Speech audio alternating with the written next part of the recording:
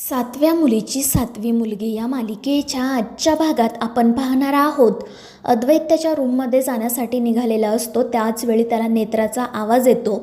मात्र नेत्रा कुठे आहे हे त्याला कळत नाही. तो पाठीमागे वळतो आणि तेव्हा त्याला समजतं की नेत्रा किचनमध्ये भिंतीच्या आड उभी राहून त्याच्याशी बोलत आहे. तो नेत्राला विचारतो की काय झालं आणि त्यावर नेत्रा म्हणते की विरोचकाने मला तळघरात कोंडून ठेवलं होतं. ही गोष्ट तुम्हाला कशी समजली, तुम्ही तिथपर्यंत कसे पोहोचलात? आणि त्यावर अद्वैत सांगतो की देवी आईने मला मदत केली. त्यावर नेत्रा विचारते की देवी आईने तुम्हाला कशी मदत केली? तर अद्वैत त्या रात्री घडलेला सगळा प्रकार सांगतो. तो नेत्राला म्हणतो की त्यावेळी अचानक मला माझ्या लहानपणीचं विमान दिसलं आणि मग ते शोधण्यासाठी मी तळघरात गेलो आणि मग तू मला तिथे सापडली. त्यावर नेत्रा म्हणते म्हणजे बघा साहेब, देवी आईने तुमची मदत केली म्हणजे मीच नेत्रा आहे. जर मी अस्तिका असते तर मग देवी आईने तुमची मदत का केली असती? आणि नेत्राचं ते बोलणं ऐकून अद्वैत विचारात पडतो आणि मग तो नेत्राला म्हणतो की आज जे काही आहे त्याचा सोक्ष मोक्ष लागेल आणि तो तेथून निघून जातो.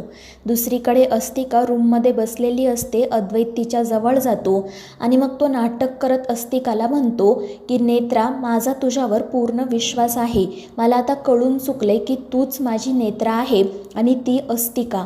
आणि अद्वैतचं ते बोलणं ऐकून अस्तिकाला धक्काच बसतो. ती त्याच्याकडेच बघत असते. तर अद्वैत म्हणत असतो की मला माहिती आहे आत्तापर्यंत तुला खूप त्रास झाला आहे, तुला सतत हे आम्हाला सांगावं लागलं आहे की तूच नेत्रा आहे, पण आता माझा तुझ्यावर विश्वास बसला आहे. आता मी तुला सोडून कुठेही जाणार नाही. मात्र त्यावेळी अस्तिकाचं लक्ष मात्र उशीखाली असणाऱ्या त्या सुरीकडेच असतं. आणि मग त्यानंतर अद्वैत पुढे जात तिला म्हणतो की आता माझा तुझ्यावर पूर्ण विश्वास आहे, आता मी त्या अस्तिकाला सोडणार नाही, तिला मारून टाकणार. आणि ते ऐकून अस्तिकाला तर मोठा धक्काच बसतो. तिने बाहेर काढलेली सुरी ती पुन्हा उशीच्या खालीच ठेवते आणि अद्वैतचं बोलणं ऐकू लागते. अद्वैत म्हणत असतो की आता त्या विरोचकाला आणि अस्तिकाला मी सोडणार नाही. आज रात्रीच मी अस्तिकाचा अंत करणार आणि मग त्यानंतर विरोचकाचा अंत कसा करायचा हे तू ठरव. ते ऐकून अस्तिका खुश होते.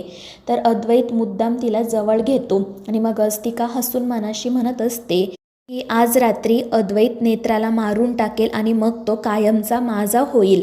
मात्र त्याच वेळी तिला रुपालीचं बोलणं ऐकू येतं की अद्वैतला संपवून टाक, मी आता नेत्रासोबत जाऊन बोलते आणि जेव्हा ती रूममध्ये जाण्यासाठी निघेल तेव्हा मी तुला पुन्हा साथ घालेल.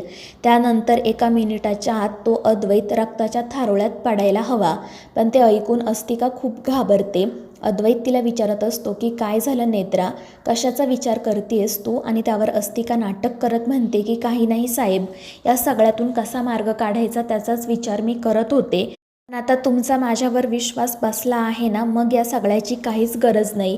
आणि आता तुम्ही म्हणालात त्याप्रमाणे त्या अस्तिकाचा तुम्ही अंत करा, तिला आज रात्रीच संपवून टाका. आणि तिचं ते बोलणं ऐकून अद्वैतला धक्काच बसतो.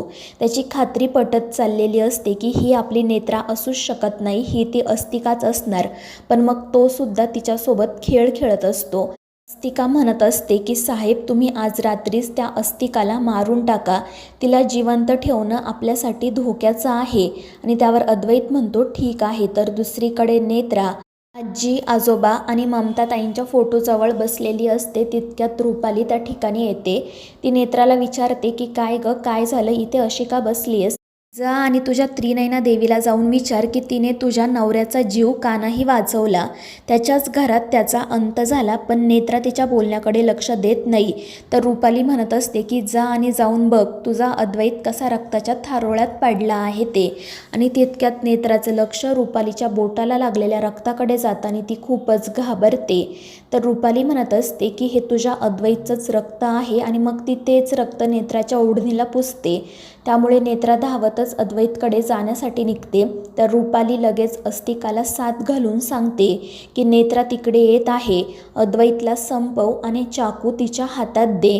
त्यामुळे अस्तिका खूप घाबरते, काय करावं तिला सुचत नाही.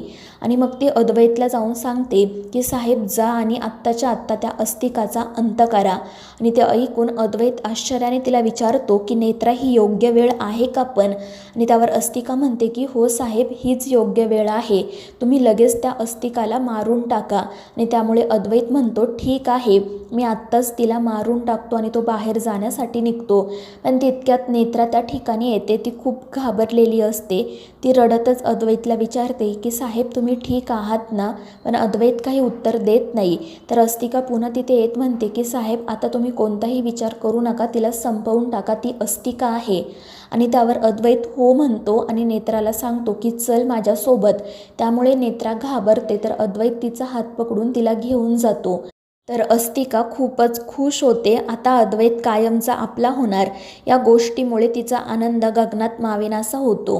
तर दुसरीकडे रुपाली शेखरकडे जाते. ती शेखरला झोपेतून उठवत म्हणते की अरे शेखर तू काय झोपला आहे, जा आणि तुझ्या मुलाला जाऊन बघ, तो रक्ताच्या थारोळ्यात पडलाय, आता तुला अंत्यसंस्कारांची सुद्धा तयारी करावी लागेल ना. आणि तिचं ते बोलणं ऐकून तर शेखरला मोठा धक्काच बसतो. तर रुपाली म्हणत असते की खरं तर मला खूप वाईट वाटते, एका बापाला त्याच्या मुलाला अग्नी द्यावा लागणार, पण आता काय करायचं, शेवटी नियतीने जे ठरवलं होतं तेच झालं. आणि मग त्यानंतर ती अद्वैतचं नाव घेऊन रडायला सुरुवात करते. त्यामुळे शेखर धावतच अद्वैतकडे जाण्यासाठी निघतो. रुपाली मात्र मनाशी विचार करत असते की अजूनपर्यंत अद्वैतच्या रूममधून काही आवाज आला कसा नाही. तर दुसरीकडे अद्वैत नेत्राला घेऊन इंद्राणीकडे जात असतो. तर इकडे शेखर त्याच्या रूममध्ये जातो, पण तिथे अद्वैत नाही हे बघून तो काळजीत पडतो. तो अस्तिकाला विचारतो की अद्वैत कुठे आहे. त्यावर अस्तिका आनंदाने त्याला सांगते की बाबा काळजी करू नका, अद्वैत साहेब त्या अस्तिकाला घेऊन गेले आहेत, आज ते तिचा अंत करणार आहेत. आणि ते ऐकून शेखर खूप घाबरतो. त्यानंतर रुपाली त्या ठिकाणी येते, मात्र अद्वैत त्या ठिकाणी नाही आहे हे बघून तिला तर धक्काच बसतो. ती अस्तिकाला विचारते की अद्वैत कुठे आहे, पण अस्तिका घाबरून काहीच उत्तर देत नाही. त्यामुळे रुपाली तिच्यावर खूप चिडते. तर इकडे अद्वैत नेत्राला घेऊन इंद्राणीकडे जातो आणि तो इंद्राणीला म्हणतो की आत्या आपल्याला इतके दिवस प्रश्न पडला होता ना की आपली नेत्रा कोण आहे, पण आज मला या प्रश्नाचं उत्तर सापडलं आहे. आणि मग तो हसून नेत्राकडे बघतो, पण तितक्यात शेखर त्या ठिकाणी येतो. तो खूपच घाबरलेला असतो. तर मित्रांनो, या मालिकेच्या पुढील भागांच्या अपडेट्ससाठी आपल्या चॅनेलला सबस्क्राईब करा.